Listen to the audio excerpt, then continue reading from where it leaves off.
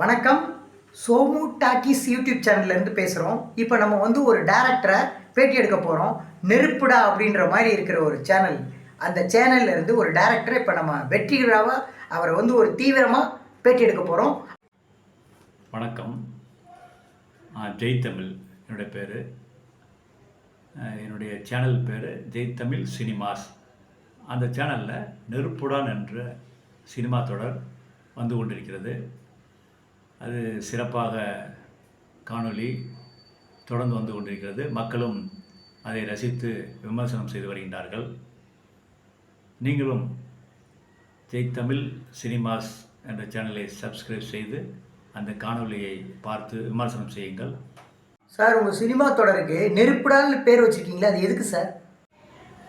அதாவது ஒவ்வொரு மனுஷனுக்குள்ளேயும் ஒரு ஃபயர் இருக்குது.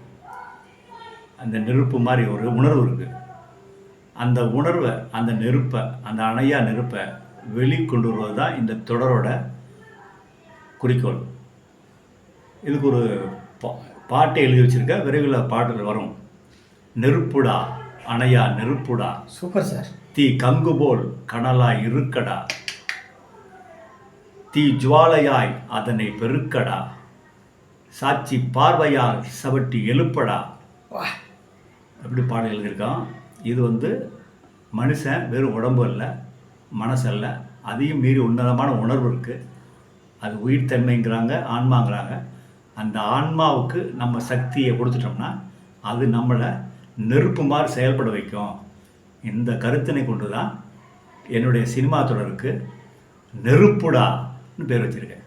சார், ஒரு சின்ன கருத்து கேட்டேன், எவ்வளோ அழகாக விளக்கம் கொடுத்தீங்க. Super sir. ரொம்ப நன்றி சார், நீங்கள் பேட்டி கொடுத்ததுக்கு.